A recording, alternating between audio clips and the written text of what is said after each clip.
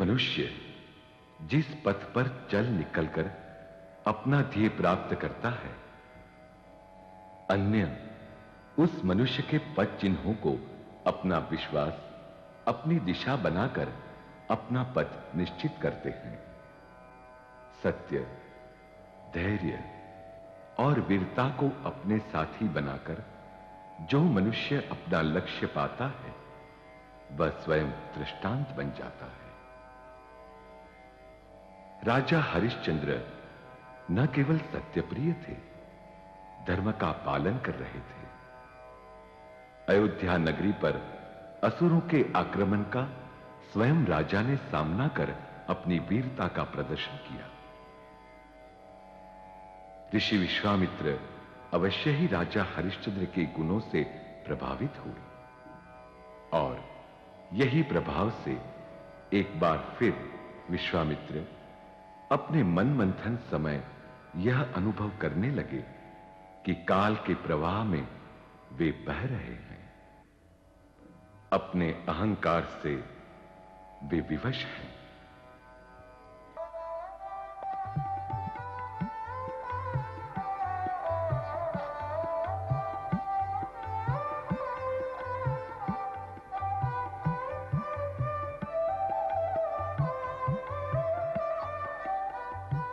पिताश्री, आपको प्रिय कौन है? हमें सर्वप्रिय है पुत्र रोहितेश्वर। आपको सबसे अधिक प्रिय कौन है?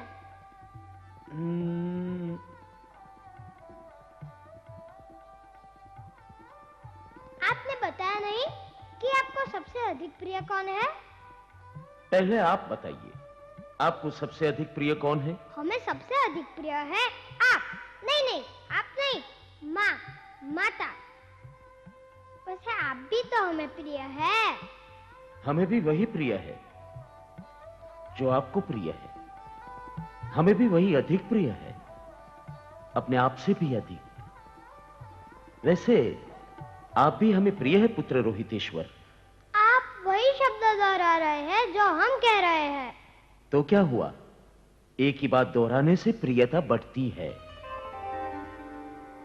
मैं फूल लेने जाऊं पिताश्री? अवश्य।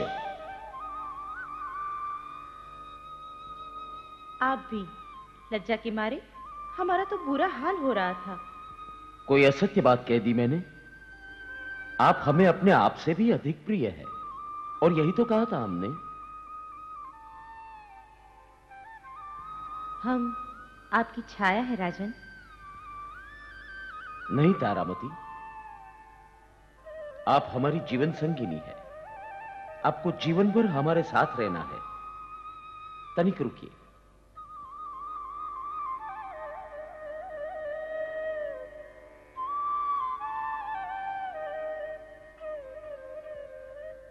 जिस तरह इन फूलों के साथ सुगंध जुड़ी हुई है, उसी तरह आपको भी हमारे साथ जुड़े रहना है। अवश्य।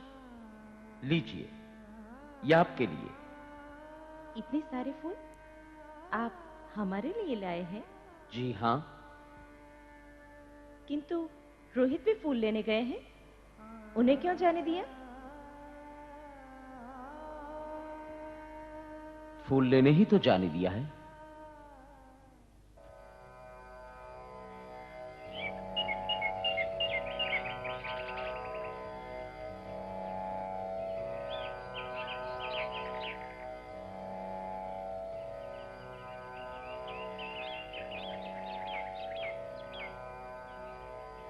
ये पृथ्वी, ये आकाश, जल, वायु, अग्नि, क्या है ये? मनुष्य जीवन का अंतिम सत्य। इससे अधिक और क्या हो सकता है? हम क्या सिद्ध करने का प्रयत्न करते हैं? जय पराजय का हर्ष शोक क्यों? सर्व नियति विदित है। तो परिणाम और लक्ष्य क्या है?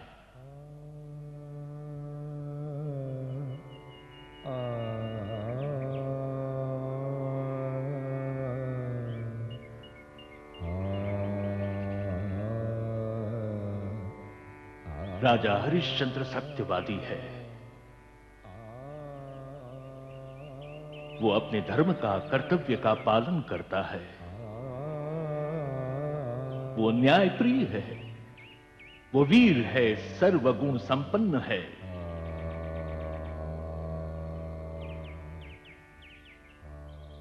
हे विश्व विधाता, ये क्या लिख दिया तूने मेरे भविष्य में?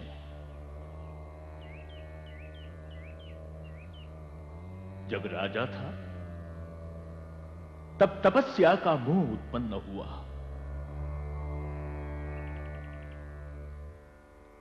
और आज ऋषि हूं तो तपस्या को छोड़कर कुछ और ही दिशा में गमन कर रहा हूं।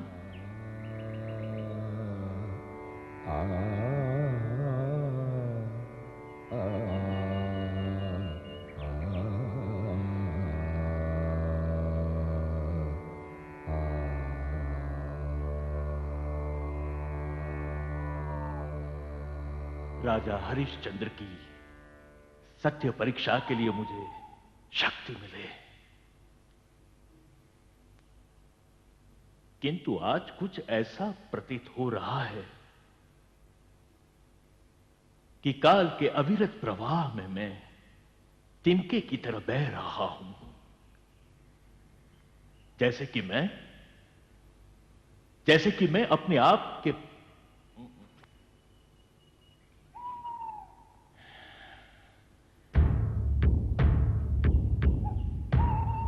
हे काल चक्र, मैं तो सत्यवादी राजा हरिश्चंद्र को पराजित करने के लिए इच्छुक हूं। और क्या तू? हे सत्यवादी राजा हरिश्चंद्र, वर्तमान स्वयं अयोध्या नगरी की कीर्ति को अपने साथ लेकर चल रहा है। धर्म के आगे सर्व एक समान है, यह सिद्ध हो चुका है। राजन, एक प्रस्ताव है। अवश्य कहिए।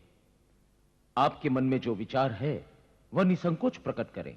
राजन, ये आदर्श समय है राजसूय यज्ञ के लिए। राजसूय यज्ञ? हाँ महाराज, जिस राज्य की प्रजा कलयुग के लक्षणों को दुत्कारने को समर्थ है, उस राज्य के शासक राजा को आवश्यक है कि वो दूसरे राज्यों की प्रजा तक धर्म की ज्योति को ले जाए और सबको प्रकाशित करे ज्ञान और धर्म के प्रकाश से। हाँ राजन, राजसूय यज्ञ का यही तो धर्म है कि वो राजाओं को अपने कर्तव्य पालन से बद्ध करें। प्रस्ताव तो शुभ है ऋषि। सत्यवादी राजा हरिश्चंद्र की जय हो। सत्यवादी राजा हरिश्चंद्र की जय हो। सत्यवादी राजा हरिश्चंद्र की जय हो। उपस्थित सभागण को इस कुल के इस वंशज का अभिवादन। सर्व को राजसूय यज्ञ का फल प्राप्त हो, किंतु राजसूय यज्ञ के उच्च स्थान पर कौन ऋषि विराजमान हो सकते हैं? कौन है वह जो राजसूय यज्ञ के होते स्थान के योग्य है? राजर्षि विश्वामित्र। नहीं महाराज, हमारा अंगत अभिप्राय है कि इस पद के लिए अगर कोई ऋषि मुनि योग्य है तो वो महर्षि वशिष्ठ। नहीं, राजर्षि विश्वामित्र। नहीं, वशिष्ठ। नहीं, राजर्षि विश्वामित्र। नहीं, वशिष्ठ। नहीं, राजर्षि विश्वामित्र। नहीं, ऋषि अंगिरा। महर्षि अगस्त्य। नहीं, ऋषि कश्यप। नहीं राजन, राजर्षि विश्वामित्र ही योग्य है। हे ऋषिगण, आप हमें अभिप्राय दें कि राजसूय यज्ञ के होता स्थान पर कौन ऋषि योग्य है? राजर्षि विश्वामित्र। नहीं, महर्षि वशिष्ठ। राजन, राजर्षि विश्वामित्र ही योग्य है। नहीं महाराज, महर्षि वशिष्ठ ही योग्य है।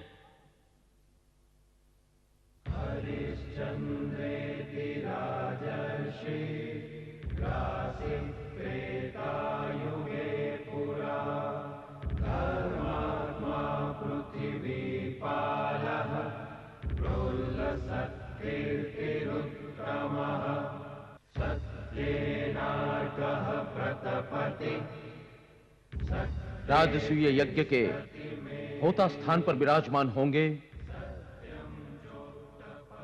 महर्षि वशिष्ठ, और यही हमारा अंतिम निर्णय है।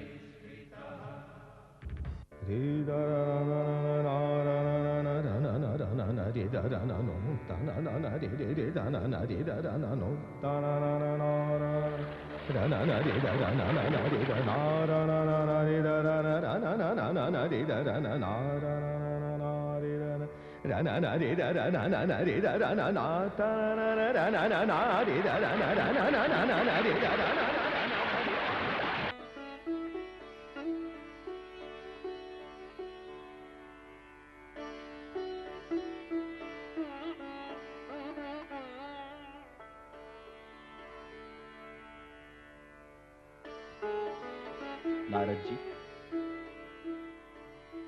नारद जी,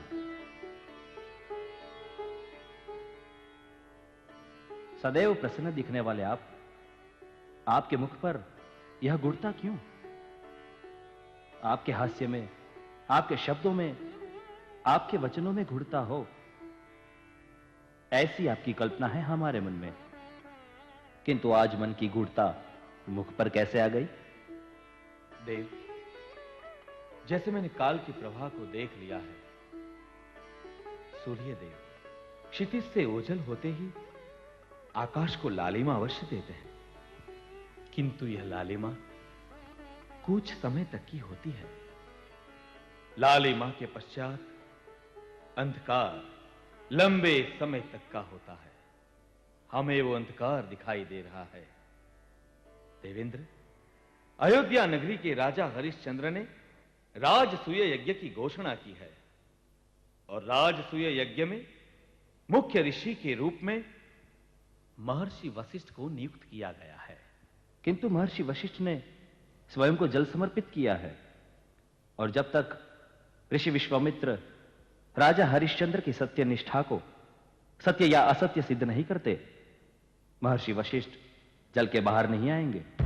किंतु अज्ञात राजा हरिश्चंद्र ने राजसूय यज्ञ के मुख्य स्थान के लिए महर्षि वशिष्ठ को नियुक्त करके अपने उस भविष्य को समर्थन दिया है जिसकी उन्हें कल्पना मात्र नहीं है।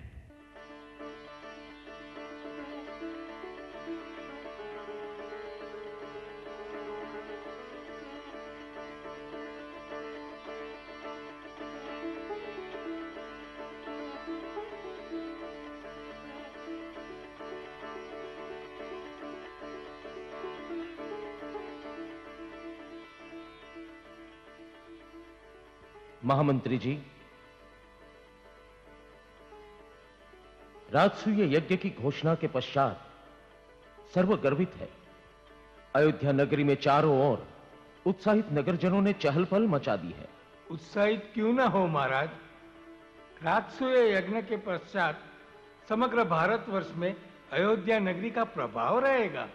राजन, राजसूय यज्ञ यह तो एक प्रतीकात्मक प्रसंग है। जो राज्य इसे संपन्न करता है वह दृष्टांत रूप है कि उस राज्य में धर्म का शासन है। और राजन, ये यज्ञ तो सतयुग का प्रमाण है। यह निर्देश देता है कि हमें कलयुग का कोई भय नहीं। हम समर्थ है अधर्म और असत्य का विरोध करने को। महाराज, ऋषिवर, आप पूजनीय हैं। आपका प्रत्येक वचन हमारे लिए अमूल्य है। यदि राजसूय यज्ञ का निमित्त मात्र भी मैं बनता हूं तो वह मेरा सौभाग्य है। महामंत्री जी। जी महाराज। राजसूय यज्ञ के लिए जो भी उचित है वह होना चाहिए। आज्ञा महाराज। हमें इस कुल के वाहक सूर्यवंशी हमारे पूर्वजों की प्रतिष्ठा हमसे अखंडित रहे और संसार में धर्म एवं सत्य का मूल्य अन्य प्रजाजन जाने, यही हमारा प्रयत्न होगा। आप सर्वराजसूय यज्ञ का आरंभ कीजिए। हम महर्षि वशिष्ठ को सूचित करते हैं। सत्यवादी राजा हरिश्चंद्र की जय। सत्यवादी राजा हरिश्चंद्र की जय। सत्यवादी राजा हरिश्चंद्र की जय। सत्यवादी राजा हरिश्चंद्र की जय। सत्यवादी राजा हरिश्चंद्र की जय। माता, सब कह रहे हैं कि राजसूय यज्ञ हो रहा है। हाँ, वो क्या होता है? राजसूय यज्ञ एक बड़ा यज्ञ होता है, महत्वपूर्ण होता है। राजसूय यज्ञ में मुझे क्या करना होगा? मैं बहुत उत्साहित हूँ। राजसूय यज्ञ में समग्र अयोध्या नगरी को सुशोभित किया जाएगा। कई राज्यों के, देशों के राजा महाराजाओं का आगमन होगा। कई देवों और ऋषियों का सुस्वागत होगा। किंतु मुझे क्या करना होगा? कहो ना माता। आपको उपवन जाना होगा। वहां से सुंदर फूल लाने होंगे। महल में दीपक प्रज्वलित करने होंगे और देवों और ऋषियों के आशीर्वाद प्राप्त करने होंगे। क्या मैं अपने सब मित्रों को आमंत्रित कर सकता हूँ? अवश्य ही कर सकते हैं। माता, राजसूय यज्ञ के पश्चात क्या होगा? कहो ना माता। पहले राजसूय यज्ञ तो संपन्न हो जाने दीजिए पुत्र। क्या हुआ आपको? आप हम पर क्रोधित होते हैं तो हमें बहुत हंसी आती है।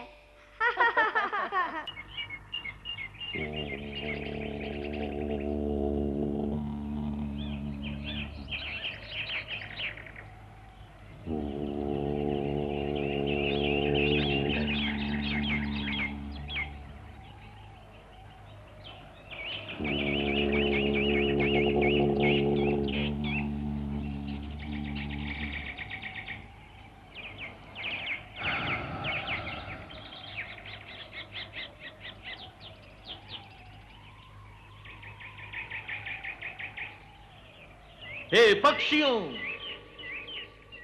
अपना चहकना बंद करो।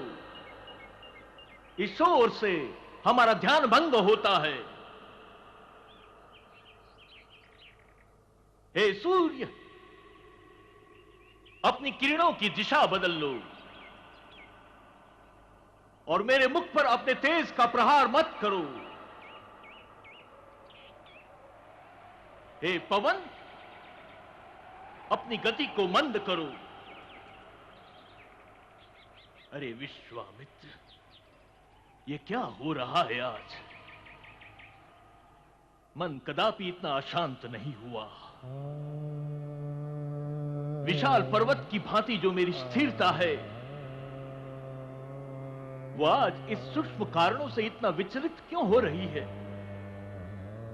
विश्वामित्र,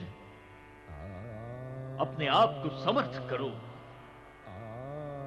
इतना समर्थ कि समग्र सृष्टि की शक्ति कुछ करने से असमर्थ हो जाए। विश्वामित्र, अपने वचन, अपनी प्रतिज्ञा की पूर्णता को अपना लक्ष्य बनाओ। राजा हरिश्चंद्र को असत्य के आचरण पर विवश करना ही होगा।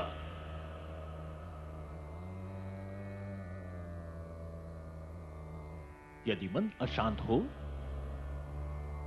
तो पक्षियों की सूक्ष्म आवाजें भी ध्यान भंग कर देती है।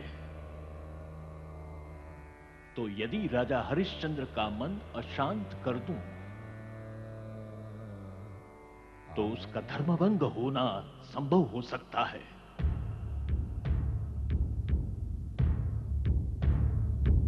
हे पक्षियों, अपनी आवाज से चारों दिशाओं को भर दो। हे सूर्य, अपने तेज से शीतलता को भस्म कर दो। हे पवन, अपनी गति को इतनी तेज करो कि विशाल से विशाल पर्वत भी कांप उठे। हमें ध्यान मग्न होना है।